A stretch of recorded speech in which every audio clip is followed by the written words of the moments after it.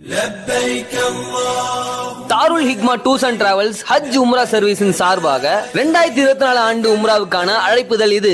இறை இல்லம் நோக்கி ஒரு ஈமானிய பயணம் இன்ஷா அல்லாஹ். ஒவ்வொரு மாதமும் நமது நிறுவனத்தின் சார்பாக சென்னை, திருவனந்தபுரம், கொச்சின் ஆகிய விமான நிலையத்தின் வழியாக உம்ரா பயணம் மேற்கொள்ளப்படுகிறது. வரலாறு உருவான இடத்தில் நின்று வரலாற்றை அறிந்து கொள்ளும் சிறந்த வழிகாட்டுதலுடனும் ஈமானை மெருகூட்டும் மார்க்க உபதேசங்களோடு மக்கா, மதீனா, தாயிஃப், பத்ர் உட்பட 50க்கும் மேற்பட்ட வரலாற்று தடயங்கள் அனைத்தையும் அழகிய முறையில் அறிந்து மிகச்சிறந்த முறையில் தங்களது உம்ராவை நிறைவேற்றுவதற்கு நமது நிறுவனத்தை பயன்படுத்திக் கொள்ளுமாறு அன்போடு அழைக்கிறோம். அல்லாஹ் நாடினால் நமது இறை இல்ல கனவுகள் நனவாகும்.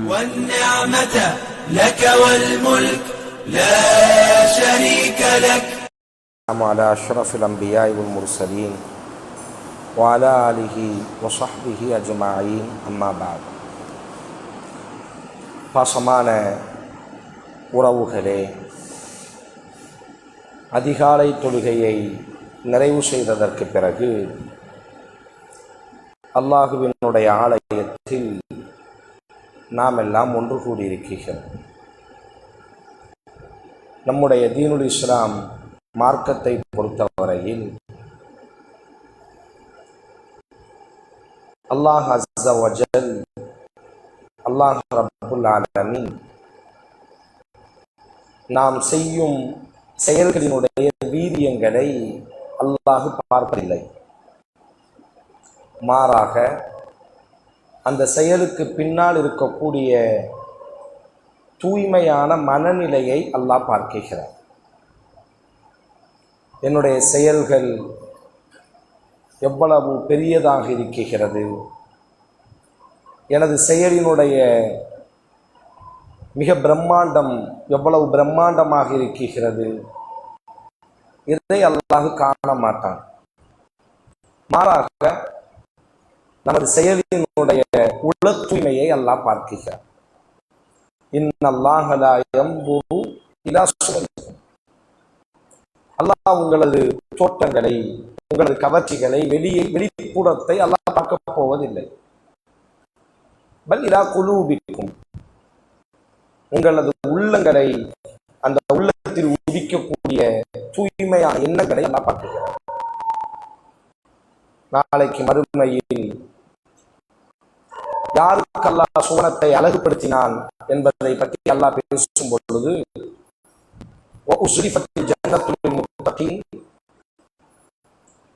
அந்த சுவனம் இறைச்சமுடையவர்களுக்கு அழகுபடுத்தப்படுகிறது என்று அல்லாஹ் சொல்லும் பொழுது, அவர்கள் எப்படி இருப்பார்கள்? ஆனால் தூய்மையான ஆன்மாவோடு அல்லாஹுவை சந்திப்பார்கள். அல்லாஹ் பதிவு செய்கிறார்.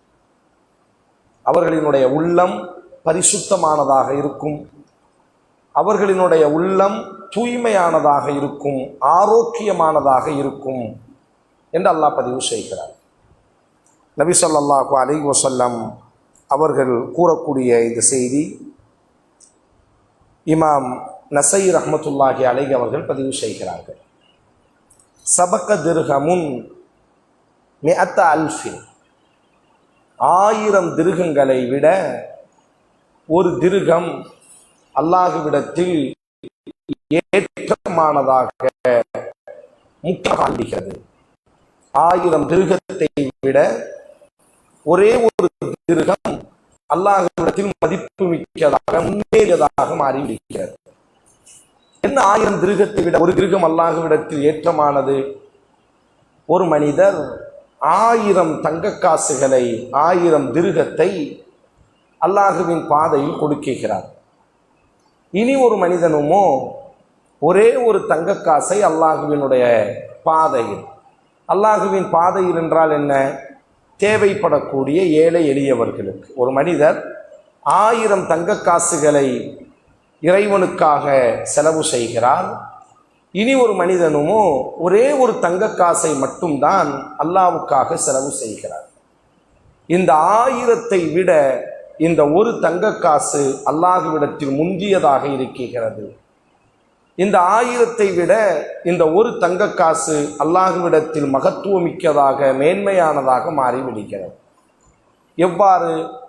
ஒரு மனிதனுக்கு அல்லாஹ் பெரும் செல்வத்தை கொடுத்திருக்கிறான். மிகப்பெரிய செல்வந்தன். அவர் ஒரு 1000 தங்க காசுகளை அல்லாஹுவினுடைய பாதையில் ஏழை எளியவர்களுக்கு சதக்கா செய்கிறார், தான தர்மம் செய்கிறார். இந்த 1000 தங்க காசுகளை அவர் கொடுத்ததினால் அவரினுடைய செல்வத்தில் பெரிய இழப்புகள் எதுவும் நடந்துவிடவில்லை. இனி ஒரு மனிதனுமோ ஒரு நாளைக்கு 2 தங்க காசுகளை மட்டும் சம்பாதிக்கிறான். அல்லாஹுவின் தூதர் கூறக்கூடிய இந்த செய்தி. ஒரு பெரிய பணக்காரர், அவர் 1000 தங்க காசுகளை தூய்மையான மனநோடி தான் அவர் கொடுக்கிறார். அவர் 1000 தங்க காசுகளை ஏழைகளுக்கு கொடுக்கிறார்.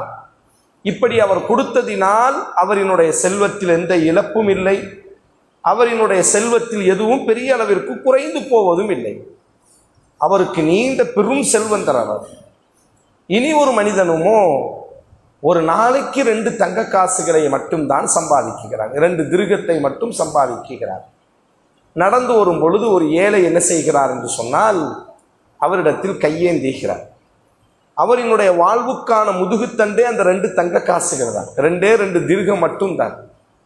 ஆனாலும் அந்த மனிதன் எதை பற்றியும் யோசிக்காமல், இது நமக்கான ஆகாரம், இது நமது குடும்பத்திற்கான முதுகுத்தண்டு, நம்முடைய வாழ்வுக்கான அடிப்படை, இன்றைய தினத்தை நாம் கழிப்பதற்கான அவசியம், இது இல்லாமல் நமது வாழ்க்கை இல்லை என்று எதை பற்றியும் அவன் யோசிக்காமல் அந்த 2 திருகத்தில் ஒரு திருகத்தை எந்த யோசனையும் இல்லாமல் இறை திருப்திக்காக கொடுக்கிறான் அல்லவா.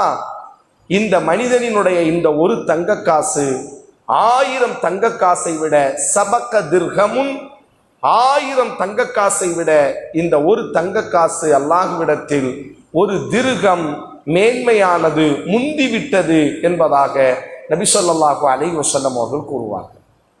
அப்ப இந்த நபிமொழி நமக்கு என்ன உணர்த்துகிறது? நாம் செய்யக்கூடிய செயலினுடைய ஆத்மார்த்தத்தை அல்லாஹ் காணுகிறார். நாம் எந்த நோக்கத்திற்காக செய்கிறோம்? அல்லாஹ்வின் தூதர் ஒவ்வொரு நாளும் இது போன்று ஃபஜ்ர் தொழுகையை நிறைவு செய்ததற்கு பிறகு சில நேரங்களில் பெரும்பான்மையாக உபதேசம் செய்வார்கள். பேசுவது, நபித்தோழர்களினுடைய செய்திகளை கேட்பது, தான் கனவு கண்டால் அந்த கனவை பற்றி பேசுவது, தோழர்களில் யாரேனும் கனவு காண்பார்களே ஆனால் அந்த கனவை உரிமையோடு நபியிடத்திலே பகிர்வது, நபி அந்த கனவுக்கு விளக்கம் சொல்வது, இதுதான் அன்றைய அதிகாலையினுடைய அவர்களினுடைய வழக்கம். இவ்வாறாக ஒவ்வொரு நாளும் உபதேசத்திற்காக அல்லது உரையாடுவதற்காக வைக்கும் பொழுது ஒரே ஒரு வாலிபர் மட்டும் எப்பொழுதும் ஃபஜ்ர் தொழுகையை நிறைவடைந்ததற்கு பிறகு உடனடியாக அவர் என்ன செய்வார் என்று சொன்னால் கிளம்பி விடுவார். அப்போ மற்ற தோழர்களுக்கெல்லாம் இது ஆச்சரியம். நல்ல வாட்டச்சாட்டமான இளைஞர் அவர், எப்பொழுதும் பார்ப்பதற்கு கம்பீரமாக இருக்கக்கூடியவர். ஆனால் அவர் உபதேசத்தை எல்லாம் கேட்பதற்கு அமர மாட்டார். அப்போ தோழர்களில் சிலர் வருத்தத்தோடி, இந்த மனிதன் இப்படி இருக்கிறான், எவ்வளவு பெரிய வாட்டச்சாட்டத்தை இறைவன் அவனுக்கு கொடுத்திருக்கிறான், உடல் ஆற்றலை கொடுத்திருக்கிறான், ஆரோக்கியத்தை கொடுத்திருக்கிறான், இவன் சிறிது நேரம் அமர்ந்து உபதேசத்தை கேட்பதில் என்ன பெரிய நஷ்டம் ஏற்பட்டு விடப் போகிறது, இவன் இறைவனினுடைய பாதையில் பயணித்தால் எவ்வளவு நன்றாக இருக்கும், இவ்வளவு பெரிய ஆற்றலும் வீரமும் இருந்தும் இவன் ஓடுகிறானே என்பதை போன்ற தோரணையில் பேசுகிறார்கள். அப்போ நபி ஸல்லல்லாஹு அலைஹி வஸல்லம் அவர்கள் மர்ர ஷாபுன் கவியும், நபியினுடைய காலத்தில் நல்ல ஆரோக்கியமான பலசாலியான வாலிபன், லவ்கான ஃபி ஹாதி லவ்கான ஹாதா ஃபி சபீலில்லாஹ், இது அல்லாஹ்வினுடைய பாதையில் இந்த மனிதன் வாழ்ந்தால், அல்லாஹ்வினுடைய பாதையில் இந்த மனிதன் பயணப்பட்டால் எவ்வளவு நன்றாக இருக்கும், இவ்வளவு ஆற்றல் இருந்தும் இப்படி இருக்கிறான் என்ற தோரணையில் பேசுகிறார்கள். இப்போ ரசூலுல்லாஹி ஸல்லல்லாஹு அலைஹி வஸல்லம் அவர்கள் இன்கான ஹரஜ, அந்த மனிதன் தொழுததற்கு பிறகு வெளியேறும் பொழுது இப்படி பேசும் பொழுது தோழர்களுக்கு ரசூல் திருத்தி கொடுக்கிறார்கள். ஒரு கால அவர் தனது உறவுகளுக்காக சம்பாதிப்பதற்காக செல்லக்கூடும், சின்ன குழந்தைகள் அவர் வீட்டில் இருக்கக்கூடும், அந்த குழந்தைகளினுடைய பசியை ஆற்றுவதற்காக அவர் வேலைக்கு செல்லக்கூடும், அவரினுடைய வயது முதிர்ந்த பெற்றோர்களினுடைய தேவையை நிறைவு செய்வதற்காக அவர் செல்லக்கூடும். அல்லாஹ் அஸ்ஸ வஜல் செயலினுடைய தோற்றங்களை பார்க்க மாட்டான், அதற்கு பின்னால் அவருக்கு வாழ்க்கையில் ஏதேனும் ஒரு சூழல் இருக்கும், அதுவும் அல்லாஹுவின் பாதையில் பயணப்படுவதுதான் என்று அல்லாஹுவின் தூதர் திருத்தி கொடுத்தார்கள். ஒரு மனிதர் தன்னுடைய உறவுகளுக்காக சம்பாதிப்பதும், ஒரு மனிதர் இஹ்லாஸோடி தன்னுடைய பெற்றோருக்காக சம்பாதிப்பதும், இங்கே நாம் நினைத்து கொண்டிருப்பது அல்லாஹுவினுடைய பாதை என்பது ஏதோ மிகப்பெரிய அளவிற்கு படை பட்டாளத்தை எடுத்துக்கொண்டு பயணப்படுவது மட்டும்தான் இல்லை. தோழர்கள் அப்படித்தான் விளங்கியிருந்தார்கள். ஷாபுன் கவியும் நல்ல ஆற்றல் மிக்க ஒரு வாலிபன் இப்படி தொழுதற்கு பிறகு எந்த ஒரு விஷயத்திலும் அவன் கவனம் செலுத்துவதில்லை. தன்னுடைய உறவு எதற்காக வெளியே செல்கிறான் என்று கூட தெரியவில்லை. ஆனால் மற்றவர்கள் எல்லாம் அமர்ந்திருக்கிறார்கள், மற்றவர்கள் எல்லாம் இறைப்பாதையில் பயணப்படுகிறார்கள், இவன் பெரிய அளவிற்கு இறைப்பாதையில் பயணப்படுவதற்கு தயாராக இல்லை என்ற தோரணையில் அவனை குத்தி காட்டி பேசும் பொழுது அல்லாஹுவின் தூதர் அந்த இடத்தில் திருத்தி கொடுக்கிறார்கள். அவன் ஒரு ஏழை வாலிபனாக இருக்கக்கூடும், அவனினுடைய குடும்பத்திற்கு அவன் சம்பாதிப்பதற்காக இஹ்லாஸாக பயணப்படக்கூடும், அவனினுடைய பெற்றோரினுடைய பசியாற்றுவதற்காக அவன் பயணப்படக்கூடும், அவனினுடைய சிறிய குழந்தைகளினுடைய தேவைகளை நிறைவேற்றுவதற்காக அவன் வியாபாரத்திற்காக இஹ்லாஸாக வெளியே செல்லக்கூடும். அறிந்து கொள்ளுங்கள், இவை யாவும் இன்கான ஃபீ சபீலில்லாஹ், இதுவும் அல்லாஹுவினுடைய பாதையில் பயணப்படுதல் தான் என்பதாக ரசூலுல்லாஹி ஸல்லல்லாஹு அலைஹி வஸல்லம் மிக அழகிய முறையில் திருத்தி கொடுத்தார்கள். அப்ப செயல்கள் என்பது அல்லாஹ்விடத்தில் பிரம்மாண்டம் அல்ல, அதற்கு பின் இருக்கக்கூடிய இஹ்லாஸை அல்லாஹ் அஸ்ஸ வஜல் பார்க்கிறார். ஒரு தோழர் வருகிறார் தொழுகைக்காக, ஸஹீஹுல் புகாரியில் வருகிறது. அதுவரை அப்படி ஒரு திக்ரே கிடையாது. அவர் என்ன செய்கிறார் என்று சொன்னால், ருக்கூவில அவர் தொழுகையில் சேர்ந்து கொள்கிறார். ருக்கூல ரசூலுல்லாஹி ஸல்லல்லாஹு அலைஹி வஸல்லம் சந்தோஷம் அவருக்கு. ரசூலுக்கு பின்னால் நின்று நாம் தொழுகிறோம், ரசூலை இமாமாக கொண்டு நாம் பின்னால் நிற்கிறோம். ருக்கூவில் இருந்து தலை உயர்த்தியதற்கு பிறகு சமி அல்லாஹு லிமன் ஹமிதா ரப்பனா வலக்கல் ஹம்து ஹம்தன் கஸீரன் தையிபன் முபாரக்கன் ஃபீ என்ற அந்த வார்த்தையை சேர்க்கிறார். ஒரு சந்தோஷம். நாம தொழுகையில் ரசூலோடி தொழக்கூடிய ஒரு வாக்கியம் கிடைத்து விட்டது. ருக்கூல இருந்து தலை உயர்த்தும் பொழுது அதுவரை அவருக்கு யாரும் சொல்லலை, அல்லாஹ்வை புகழ்றோம். ருக்கூல இருந்து நம்ம தலையை உயர்த்தும் பொழுது என்ன சொல்கிறோம்? புகழக்கூடியவனினுடைய புகழ்ச்சியை அல்லாஹ் கேட்கிறான். சமி அல்லாஹு லிமன் ஹமிதா, எவன் புகழுகிறானோ அவனினுடைய புகழ்ச்சியை அல்லாஹ் கேட்கிறான். இதுதான் அதனுடைய அர்த்தம். இந்த அர்த்தம் அவரினுடைய உள்ளத்தை தைக்குகிறது. நான் புகழ்ந்தால் என் ரப்பு கேட்கிறானா, ரப்பனா எங்களினுடைய ரப்பே வலக்கல் ஹம்து, உனக்கே புகழ் அனைத்தும், ஹம்தன் கஸீரன் தையிபன் முபாரக்கன் ஃபீ, அதிகமான புகழ்கள், மனமிக்க புகழ்கள் எல்லாம் உனக்கே நாங்கள் சமர்ப்பிக்கிறோம். அந்த வார்த்தை அவரினுடைய உள்ளத்தை எங்கோ ஒரு இடத்தில் ஒரு சின்ன ஒரு ஆட்டி விட்டது. சமி அல்லாஹு லிமன் ஹமீதா என்ற ரசூல் சொல்கிறார், புகழுபவனின் புகழ்ச்சியை அல்லாஹ் இப்பொழுது கேட்க தயாராக இருக்கிறான் என்ற அந்த வார்த்தை அவரினுடைய உள்ளத்தை கொஞ்சம் ஆட்டுகிறது. உடனே அவர் அல்லாஹுவை புகழுகிறார், யதார்த்தமாக அவரை அறியாமல் ஆள் மனதிலிருந்து அந்த வார்த்தை வருகிறது. ஹம்தன் கஸீரன் தையிபன் முபாரக்கன் ஃபீ, பாக்கியமிக்க புகழ்ச்சிகள், மகத்துவமிக்க புகழ்ச்சிகள், அதிகமான புகழ்ச்சிகள் எல்லாம் அல்லாஹுவிற்கு உரித்தாகட்டும். ரசூல் ஸல்லல்லாஹு அலைஹி வஸல்லம் ஸஹீஹுல் புகாரியில் இந்த செய்தி வருகிறது. அல்லாஹுவின் தூதர் சலாம் கொடுத்ததற்கு பிறகு அல்லாஹுவின் தூதர் கேட்டார்கள், இது போன்ற வார்த்தையை பதிவு செய்தவர் யார்? அந்த சந்தோஷத்தில் ஆர்வத்தில் அப்படி சப்தமாக அவர் என்ன செய்கிறார், எல்லாரும் கேட்கும் விதமாக, அவரையே அறியாமல் ரசூல் ஸல்லல்லாஹு அலைஹி வஸல்லம் கேட்டார்கள், யார் இது போன்ற வார்த்தையை பதிவு செய்தார்? அப்போ அந்த தோழர் என்ன செய்கிறார் என்று சொன்னால், கரங்களை உயர்த்துகிறார். ரஅய்து பித்அத்தன் வ ஸலாஸீன மலக்கன், நான் பார்க்கிறேன் 30 வானவர்கள் இந்த வார்த்தையை பதிவு செய்தவுடன் போட்டி போடுகிறார்கள். நான் தான் இந்த வார்த்தையை முன்னால் எழுதுவேன், நான் தான் இந்த வார்த்தையை முன்னால் எழுதுவேன் என்பதாக. யக்துபுஹா அவ்வல், யார் முதலிலே இந்த வார்த்தையை நன்மையின் பட்டோலையில் எழுதுவது என்பதற்காக 30 வானவர்கள் என்ன செய்கிறார்கள் என்று சொன்னால் போட்டி போட்டுக் கொண்டிருக்கிறார்கள் என்பதாக ரசூலுல்லாஹி ஸல்லல்லாஹு அலைஹி வஸல்லம். சின்ன செயல், ஆனால் ஆத்மார்த்தமாக வருவது, இறை நேசத்தால் வருவது, சமூகத்தால் அல்ல, மக்கள் புகழ்ச்சியினால் அல்ல, இறைவனின் மீது கொண்ட அந்த காதலால் இந்த வார்த்தை வருவது. ஸஹீஹ் முஸ்லிம்ல லக்கத் ரஅய்து ரஜுலன், ரசூல் ஸல்லல்லாஹு அலைஹி வஸல்லம் சொன்னார்கள், நான் ஒரு மனிதனை பார்க்கிறேன், யதகல்லபு ஃபில் ஜன்னா, அவன் சொர்க்கத்திலே உருண்டு கொண்டிருக்கிறான். எல்லாரும் சொர்க்கத்தில் நடமாடுவோம், ஆனால் இந்த மனிதன் சொர்க்கத்தில் அப்படி புரண்டு புரண்டு நடக்கிறான், புரண்டு உருண்டு கொண்டிருக்கிறான். யார் அந்த மனிதன்? தொழுவதற்காக, இறை தியானத்திற்காக அழைப்பு கொடுத்த பொழுது இறைவனை நினைக்க வேண்டும் என்ற ஆத்மார்த்த சிந்தனையில் அவன் நடந்து வந்து கொண்டிருக்கும் பொழுது ஃபி ஷஜரத்தின் கதஅஹா, மரத்தினுடைய ஒரு துண்டு அப்படி வெட்டி முறிந்து கீழே கிடக்கிறது. சிறிய செயல், அஜ்ருன் அதீம், மகத்துவமிக்க கூலிகள். அப்ப இறைவனை நினைப்பதற்காகத்தான் அவன் நடந்து வந்தான். ஆனால் நடந்து வரும்பொழுது ஒரு மரத்தினுடைய துண்டு அப்படியே கீழே விழுந்து கிடக்கிறது. அந்த மனிதனினுடைய உள்ளத்தில் இப்பொழுது ஒரு சின்ன ஒரு யோசனை, நம்மை போன்று சக மனிதர்கள் பின்னால் நடந்து வர இருக்கிறார்கள். ஏதேனும் ஒரு சிறிய பாதிப்பை இந்த மரத்துண்டு, இந்த மரத்தினுடைய கிளை நடுவிலே கிடக்கிறது. மனிதர்கள் வாகனத்தில் பயணப்படக்கூடும், வயது முதிர்ந்தவர்கள் தள்ளாடி பயணப்படக்கூடும், கண் தெரியாத மக்கள் நடந்து வரக்கூடும், சிறு குழந்தைகள் ஆர்வத்தில் ஓடி வரக்கூடும்.